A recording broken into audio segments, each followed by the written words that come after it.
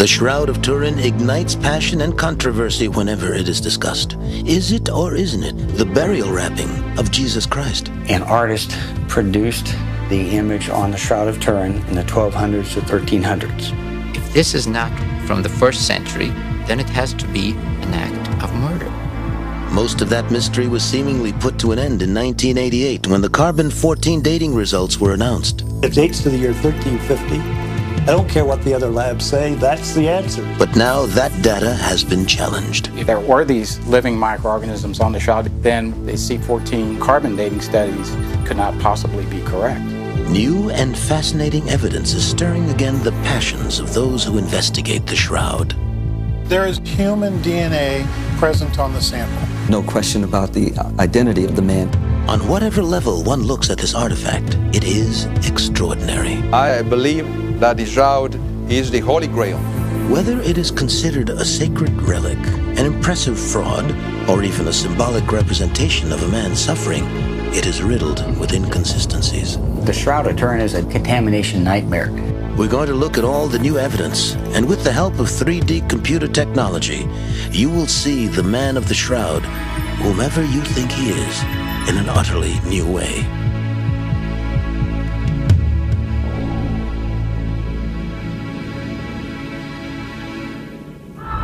Jerusalem is a city where passions erupt frequently. Violence and fervent religious beliefs often go hand in hand. That was the case 2,000 years ago when the birth of Christianity was brought about by betrayal, conspiracy, and murder. 30 AD. Jerusalem is an occupied city. The Jews are harshly ruled by the Romans. The Passover has brought thousands here to celebrate the way God miraculously broke the back of an ancient Egyptian empire that had oppressed the Jews.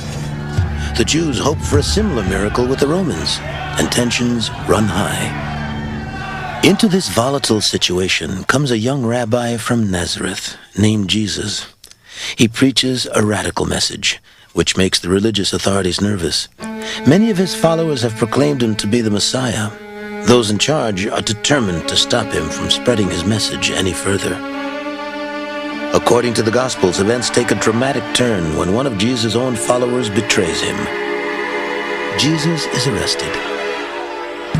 He is brought before Caiaphas, the high priest, and accused of heresy. This is a serious offense. The Roman authorities get involved, and Pontius Pilate, the Roman governor, decides to play a sly game of political cat and mouse with Herod, the nominal governor of Israel. Jesus is dragged back and forth across the city between Pilate and Herod until his fate is decided. He is beaten, shoved, kicked, and finally scourged.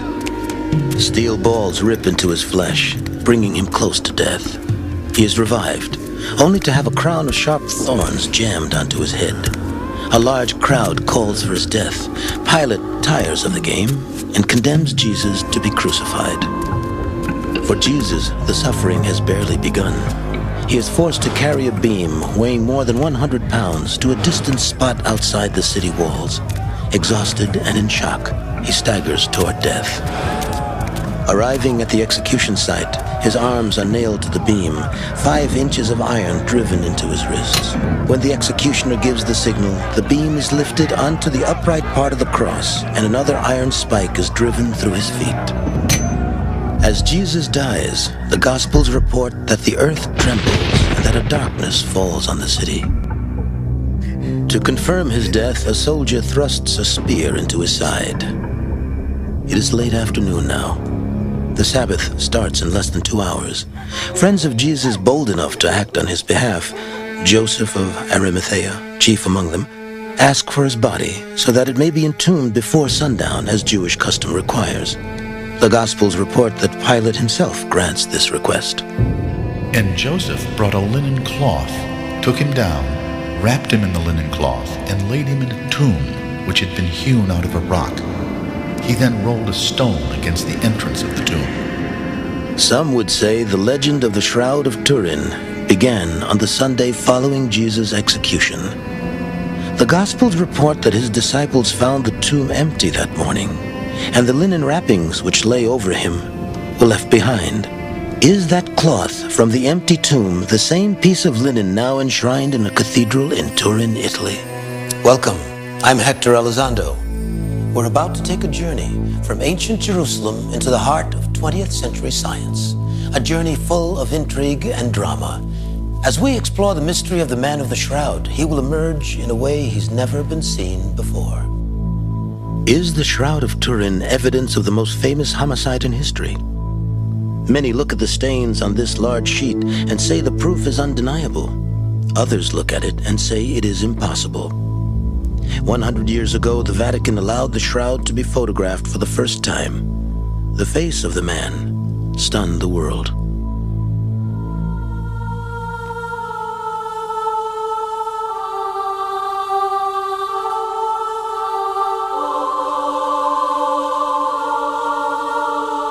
"33 years later, Giuseppe Enriet photographed the shroud again, hoping to get details missed in the earlier photographs.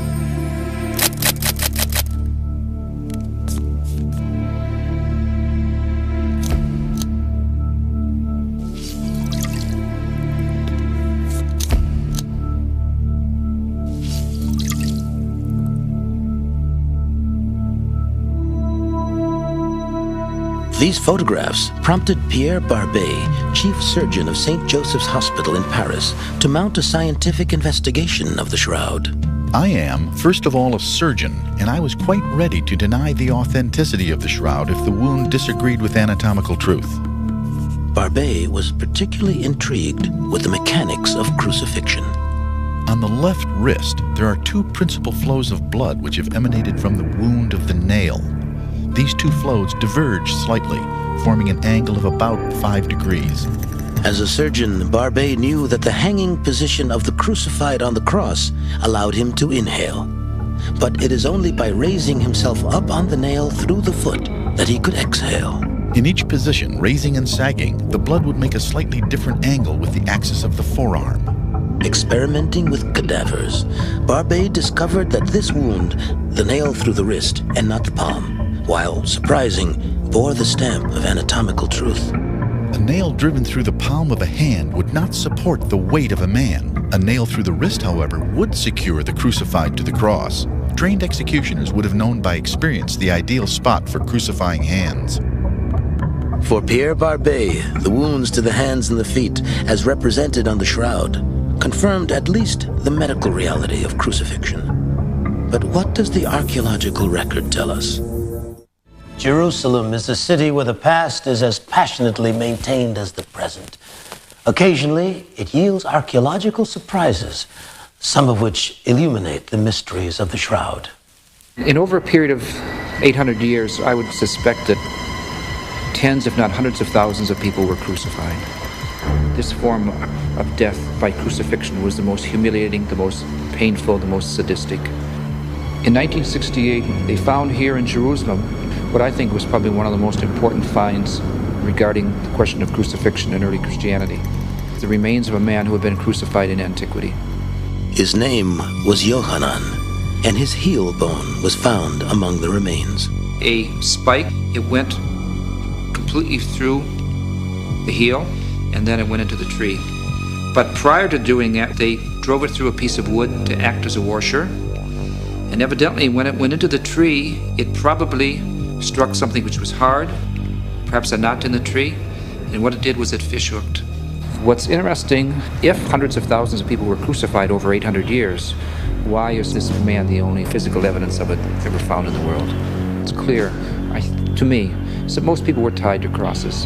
One of the ways of doing it is just simply to go and tie the person's hands together and then suspend him from a tree, from a bar, from a beam.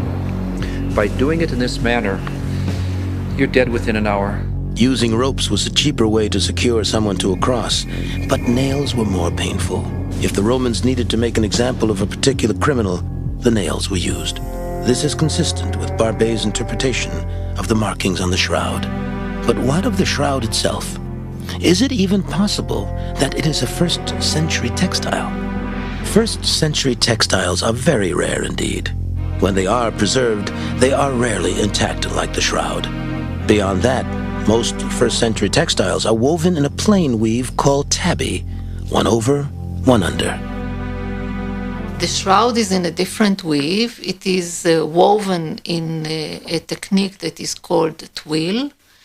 It's a 3-1 twill. This twill technique was a European technology, but the fabric could have been imported by Roman merchants. We have several hundreds of textiles from the 1st century. None of these are similar to the shroud.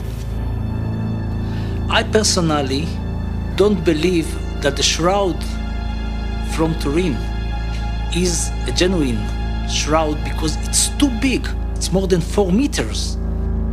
I also don't believe that the face will be wrapped. They mainly wrapped the parts of the body in order to keep it from being exposed to the eyes of the people who participate in the funeral. What we know of Jewish burial custom seems to be at odds with the reality of the shroud. Now, those who believe in its authenticity would argue that the cloth could have been purchased by a wealthy friend. Now, the question of whether or not the face was covered remains a mystery. Now, perhaps a future archaeological discovery will give us the answer. One such archaeological find gave the story of the Passion of Jesus a startling historical resonance. It involved the discovery of a 1st century stone box called an ossuary. Ossuaries hold the bones of the dead. We got a phone call that a cave was found in Jerusalem. 12 ossuaries were found in the cave itself. 5 of them were inscribed. The inscription bore the name Joseph, the son of Caiaphas. Caiaphas was the first priest who presided over the interrogation of Jesus. This was the first archaeological confirmation of his existence. Can I say that Joseph, son of Caiaphas, was the exact high priest which we found in the cave? It's the same time, it's the 1st century AD, there is no doubt about that. Is it the person itself? That's a question. This kind of dilemma is typical of anything connected with the shroud. Whenever one question seems answered, another immediately surfaces. Archaeology gives us general ideas about the life and times of the historical Jesus. Some, like Pierre Barbet, argued that the Shroud of Turin gives us specific information about how Jesus died. Altogether, I have counted more than 100 marks due to the scourging. The scalp bleeds very easily and very vigorously. One can see flows of blood the whole way up the head, each one following irregular courses. The shroud bears clear images of a wound on the side. A very large flow of blood is partly hidden by a piece of linen sewn on after the fire of 1532. The Gospel of St. John insists that Jesus was dead at the time of the blow with the lance. My experiments with dead bodies have shown that when the body is laid horizontally, the blood of the inferior vena cava would have flowed back into the right auricle, going through the tunnel made by the lance.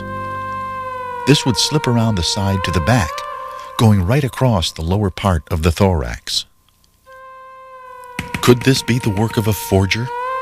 All of the bloodstains are abnormal, different from traditional iconography, which indeed they usually contradict. If this is the work of a forger, then the forger would have to have been a trained anatomist, for there is not one single blunder. Indeed, anatomy bears witness to authenticity. Barbet's ideas stirred the passions of scientists for years to come. But would those scientists, picking up where Barbet left off, agree with him? The Shroud of Turin is the most studied archaeological textile in history, and yet all the questions remain. Who was this man? What did he look like? Is the shroud a fraud? Will it ever give up its secrets? When the shroud was put on exhibition in 1978, passions were ignited yet again. This time, those passions belong to the scientific community, and the resulting actions still generate controversy. A group of interested parties, calling themselves the Shroud of Turin Research Project, obtained permission from the Vatican to do extensive, non-invasive tests on the cloth. Of particular interest was whether or not the supposed bloodstains on the shroud were, in fact, blood. A popular theory was that the shroud was just a clever painting. These scientists had the knowledge and the equipment to prove or disprove this idea once and for all. I thought of it as a piece of evidence, almost like a forensic a crime scene. Vern Miller was the official science photographer for the investigation team. His area of expertise, fluorescent photography, would prove crucial to the team's findings. We did spectral work, radiated the shroud with all different energy levels and recorded that on X-ray fluorescent film that gave us a very precise indication of the chemistry on the shroud. There were some surprises when the X-ray fluorescent photography of the presumed bloodstains was analyzed. Sam Pellicore was one of the investigators working with Vern Miller. It was found that around some blood areas there is a fluorescent ring. That fluorescent ring behaves the same way as the serum of whole blood. In other words, the serum separates out from the whole blood, leaving the solid products and then leaving a ring of serum. It was very easy then to confirm with whole blood that you could spin the blood in a centrifuge and separate the cells from the serum, and the serum fluoresced very brightly, and the cells, of course, did not. To further confirm the presence of blood, the team also subjected the shroud to photomicroscopy. The blood areas you could see incrustations like crystallization, solid material caught in the threads. We concluded that the apparent blood stains were really blood. There was considerable excitement when the 1978 investigative team released data that seemed to confirm the presence of blood on the shroud. Then, in 1988, blood samples were secretly lifted from the shroud by Giovanni Rigi di Numana with the thought that they would eventually be tested. Then we took 2 to 3 small samples of blood from the occipital area. And this was in line with the proposal from 1978. In October 1994, Dr. Victor Tryon began DNA testing on those very blood samples at his lab in Texas. That blood was present on the shroud was generally accepted. Whether or not it was human blood was still in debate. Dr. Tryon would answer that question. I received 2 samples. The question we would try to answer was, is human DNA present on the sample? The answer to that question is yes. Both samples gave us a signal for a fragment of the human beta-globin gene. The beta-globin gene is a sequence of DNA that encodes for a human blood protein. The next question is, whose DNA? Is it somebody from this century? Is it somebody from last century? Or is it somebody from 20 centuries ago? Dr. Tryon found very degraded DNA. While Tryon doesn't say that this proves it is ancient DNA, he will say that it is consistent with that supposition. The next question that was asked was, is it male DNA or female DNA? Tryon found both X and Y chromosomes. To him, this meant that the blood fragments he tested came from a male sample. There is no doubt that the sample we tested is a male sample. The results of these tests touched off an instant controversy. Cardinal Salderini of Turin is the official keeper of the shroud. He did not authorize the testing and was not pleased that it was done. I am the custodian of the shroud. The samples, I cannot say that they are those of the shroud. Who gave it to them? I mean, I assumed that the samples were brought to us by what was represented to me to be a representative of the Vatican, the owner of the shroud. Who gave it to them? From what fabric were they taken? I didn't give anyone the responsibility. So as the custodian, I cannot recognize the test. They were not improvised. They were done in the presence of official caretakers. The debate over the blood samples raises perhaps an even more important question. Can any sample that's tested be confirmed as belonging to the man of the shroud?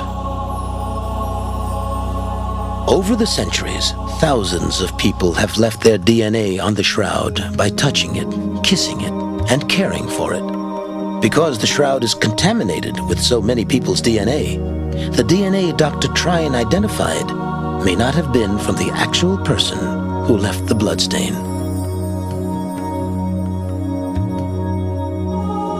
Scientific consensus is that at least 12 different samples taken from various blood-stained areas on the shroud would have to be tested to confirm that the DNA truly belongs to the man wrapped in the cloth. There is another cloth that many believe came into contact with Jesus at the time of his death. A cathedral in Oviedo, Spain, claims the long tradition of possessing this cloth. It's called the sudarium. It is the face cloth mentioned in John's Gospel. If the blood on this cloth could be tested and compared with the blood on the shroud, many questions could then be answered. The connection between these two pieces of cloth was first suggested by an Italian priest who saw a similarity in the pattern of the bloodstains on both. Dr. Alan Wanger agreed and found a way to compare the two images. We developed our polarized image overlay technique and found astonishing similarity between the bloodstains both on the facial area as well as the back of the head on the sudarium when compared with those on the shroud. This technique allows Dr. Wanger to lay one image on top of the other and then to switch back and forth between the two for a comparison. We found approximately 70 blood stains on the facial area and about 50 on the back of the head, which are congruent between the sudarium and the shroud. To get a real match, there would have to be detailed matching up the DNA between the blood on the two claws, but this has not been done yet. As compelling as Dr. Wanger's visual evidence is, it is not hard science. What is considered hard science is carbon-14 dating, or so it was thought. Next, we will look at that dating and those who challenge its accuracy. Then, some startling visual evidence.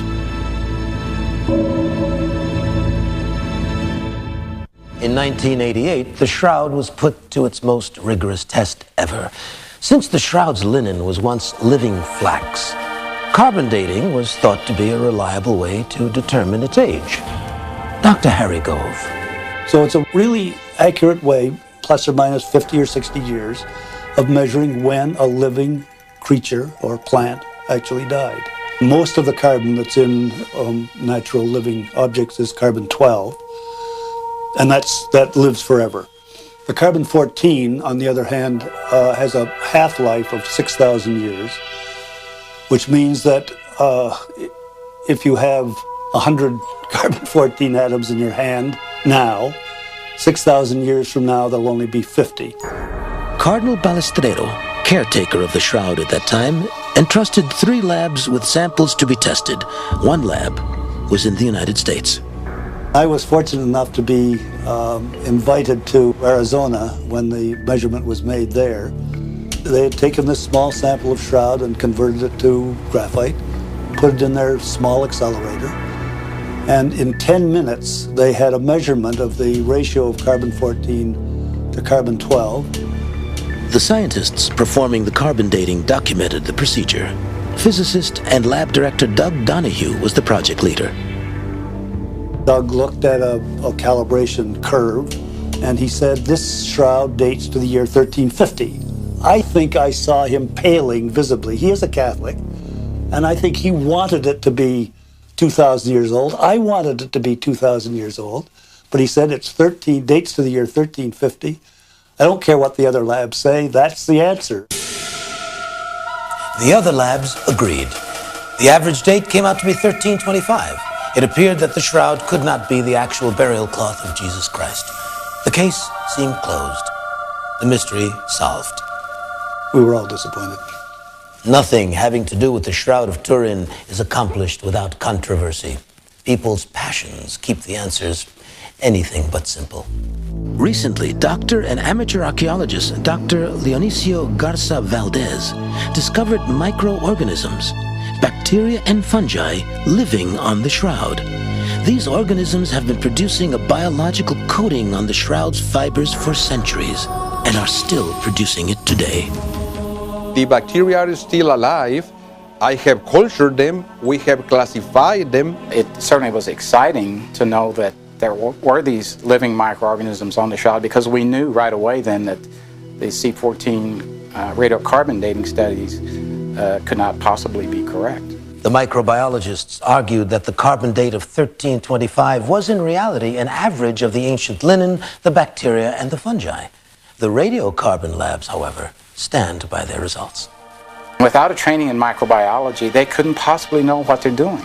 I don't think it's going to change the date by 1,300 years. It could be a few hundred years, but that's still to be proven. But I think it's something that really should be looked at more closely. Someone who took a microscopic look at the shroud was Swiss criminologist and botanist Max Frey. He was interested in what was trapped in the fibers of the linen, hoping to prove that it came from the Holy Land. Frey took sticky tape samples of the shroud in the 70s and claimed to have pulled out 57 different types of pollen, some only found in and around Jerusalem. Since then, however, Frey's claims have been challenged. Pollen may preserve for 2,000 years or even for longer period if they, for instance, get buried in lake bottoms or in pit bogs. But normally, pollen that are exposed to the air get decomposed in very short time. Most pollen experts agree that a fabric that has been exposed to the air as often as the Shroud of Turin has is unlikely to retain many original pollens from its source area. On top of that, my investigations showed that the most common pollen grain during that period was olive. In Frey's samples, not even one grain of olive was identified. The question of whether or not there is ancient pollen on the shroud is typical of the conflicting evidence about this artifact. From carbon-14 dating to an evaluation of the archaeological facts, there simply is not a consensus about the shroud's beginnings, unless we look to the historical record. If the man of the shroud was Jesus of Nazareth, then what happened to the linen in the 1300 years between the crucifixion and its first documented appearance in France? Now, some see a circumstantial trail told through religious writings, royal inventories, and eyewitness accounts that track the shroud from Jerusalem to Europe, but this is only a theory. The shroud enters the historical record in the 1350s. From that time until now, there is little doubt about who owned it or where it has been.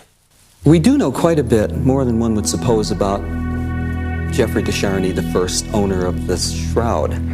He was a knight. He was in the service of the King of France during a life and death war in the country. De Charny was so loyal to his king that he fell in battle protecting him. He is also remembered for writing a book on chivalry in which he defined the ideals of a French knight.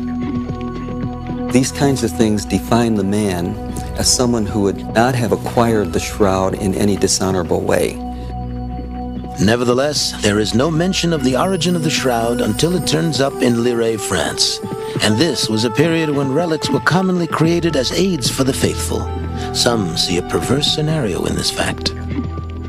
The awful possibility of the shroud for me is that somebody in, let us say, the 14th century crucified somebody.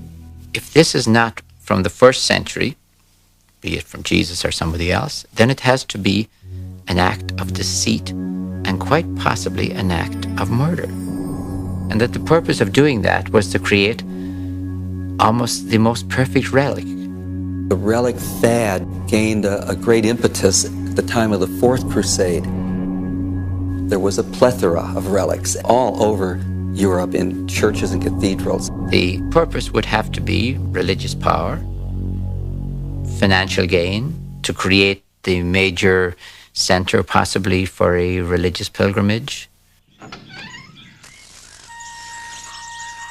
Each site of a relic was considered to be a site of a pilgrimage, and there were indulgences to be obtained by going and praying and seeing the relic and making that journey and performing that hardship.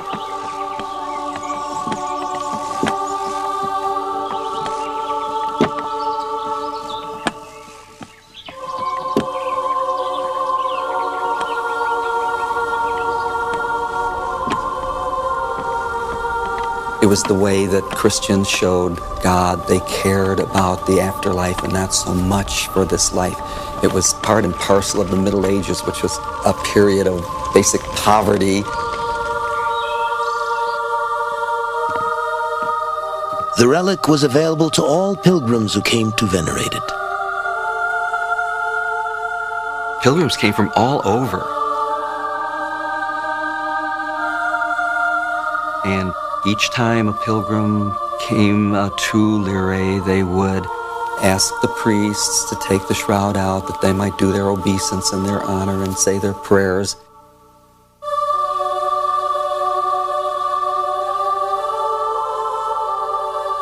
And touch it and kiss it and place their personal objects like crucifixes upon it, which would give them a kind of a second-class relic and a memento of their trip, of their pilgrimage. Then they might feel it was entirely proper, to leave some alms there as a contribution to the church.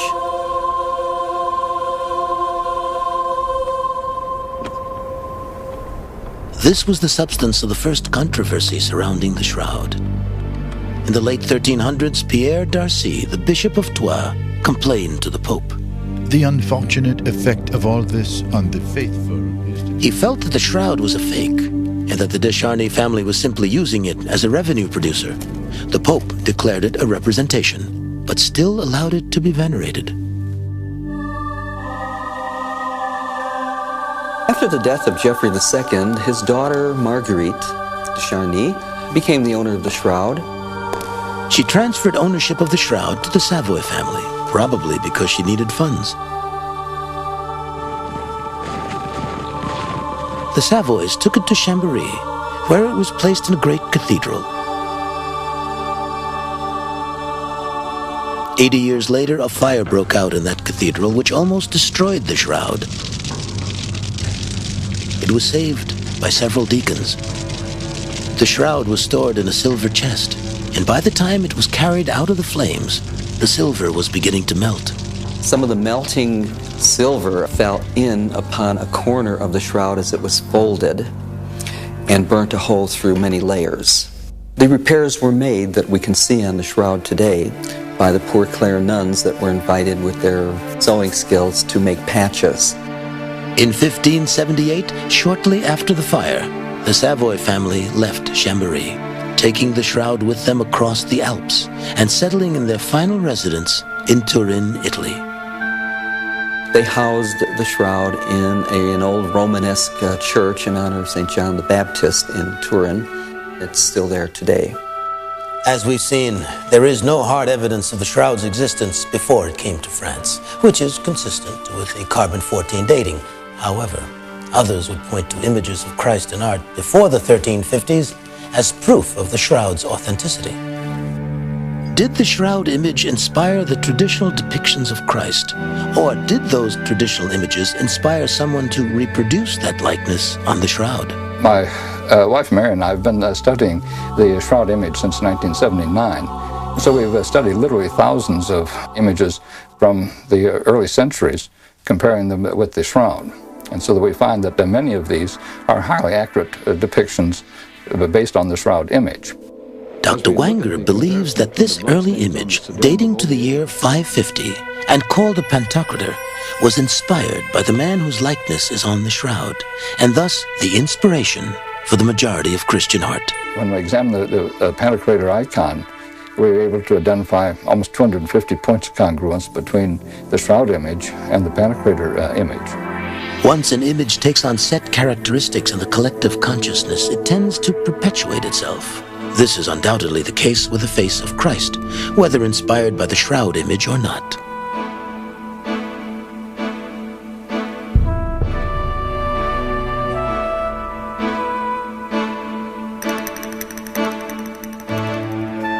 Even though the face of Christ is a dominant and essentially unchanging image in Western art, it is important to note that nowhere in Scripture is a physical description of Jesus ever given.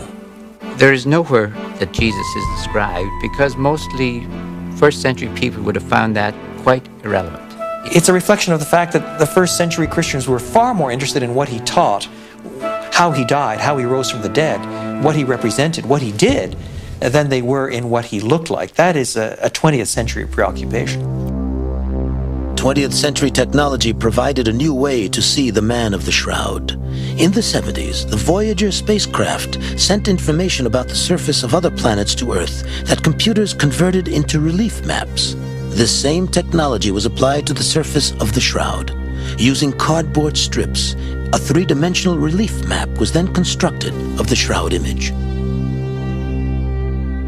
Coming up, 3D computer graphic imaging finally reveals the man of the shroud.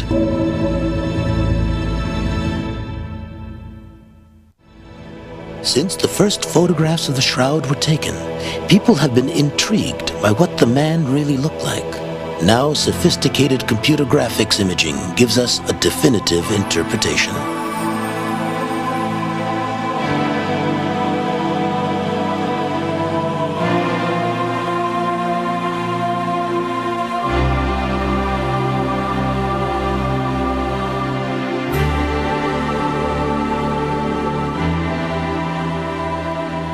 The image of this man and how his likeness was imprinted on the cloth is still the abiding mystery. It was this mystery that the investigative team set out to solve in 1978. They made an astounding discovery. This image is only on the top surface of the cloth, and indeed on the top fibrils of the individual pieces of linen.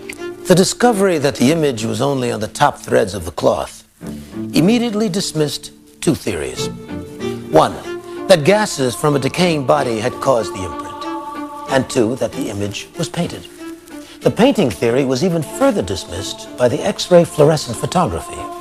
The experiment showed that there was a small amount of ferric oxide present on the cloth, but not nearly enough to make a pigment to paint an image on the shroud. In 1994, a professor of textile science at the University of Tennessee, collaborating with a student, reported that they had solved the mystery of the shroud. They claimed to have duplicated the image using a dust drawing technique known to artists for hundreds of years. Dust drawing uses a pigment like powdered aloe. You simply draw using the powder on a smooth sheet of paper. And while you draw, you encode the three-dimensional information in the subject.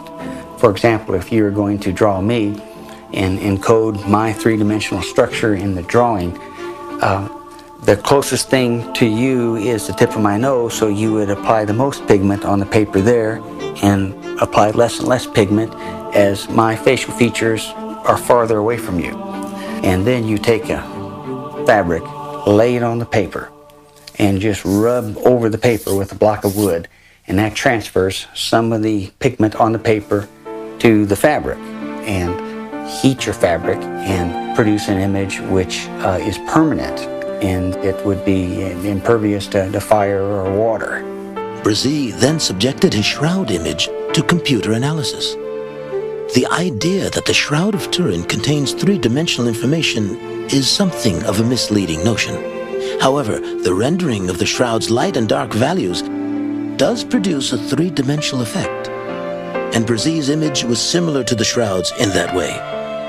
It was also remarkably like the shroud in other aspects. Our drawing technique can produce an image which is contained only in the topmost layer of the fabric and produces no brush strokes. While this technique satisfies much of the criteria for the shroud image, it would still have to have been the work of an artist. To many, this is a technical impossibility. As an artist, I see certain paradoxes on the shroud which I cannot professionally explain, and neither can any other artist. It takes a professional artist to see that the body on the shroud is an extremely perfect body. People don't notice that this body is not straight. It is not lying straight on that shroud. It is bending forward. The head is also bent a little bit, and the knees are quite a bit pulled up, which causes the image to be foreshortened.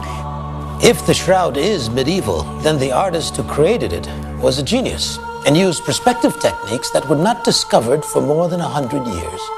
Religious people will say that it's the resurrection which caused it. I am not arguing that I'm an artist, not a theologian. What I am arguing is that somehow, since the shroud is a real object, somehow the laws of physics have to be present. Stephen Mattingly would argue that it wasn't the laws of physics which created the shroud image, but the laws of microbiology.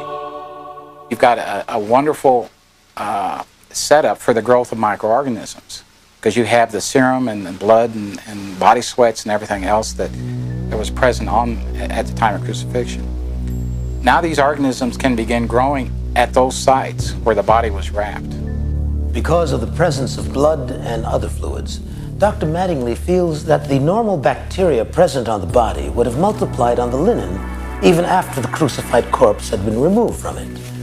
Over time, the image now seen would emerge. Dr. Mattingly demonstrates this principle by leaving the normal bacteria of his fingers on a culture whose blood-based environment is similar to the shrouds. After 3 days, the bacteria has created a confined image.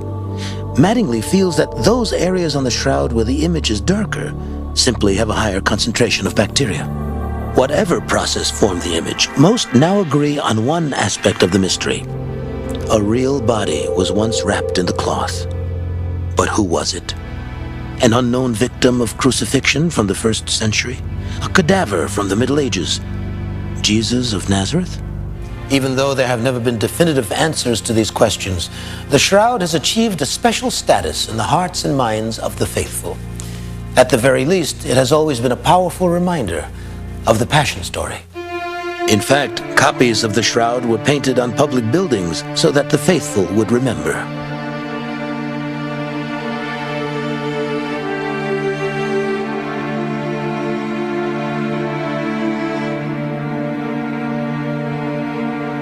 Today, whenever the shroud is put on public display, huge crowds come to pay their respect. The passion that the faithful bring when they make a pilgrimage to see the shroud is also a kind of evidence. Evidence that, whatever its origins, the shroud's message is crystal clear. What it means to the believer is what's important, for symbols move us powerfully and often unconsciously. The message of the shroud is legible in the image impressed on the sheet. Through it, we can see the story of Christ and his crucifixion. It is a phenomenon, extraordinary. It is something that touches you deeply. It fires their imaginations. I can understand that for them it may do them some personal good in terms of reflecting on the sufferings of Christ. It seems to me absolutely human that our faith is involved in concrete manifestations of time and place and relic and artifact. What's not good is if you try to turn these places and times into some sort of replacements for Jesus or for faith itself. The sheet is not Christ himself in any case. It is a sign that speaks to us in every case of what he did for us. We cannot say that the man of the shroud is Jesus Christ. It would be very, very wrong to say that. But science cannot prove it, the arts cannot prove it. There is a strong indication that it may be, but we have to leave it at that. Why should science be poking its nose into this lovely object? It still remains a fascinating object of science, and with a lot of mystery attached to it. When all is said and done, science will not settle the issue of the shroud's authenticity. That's because the shroud's message is not scientific. It's not about carbon dating or DNA or microbiology. The shroud is about passion. That isn't something science can measure.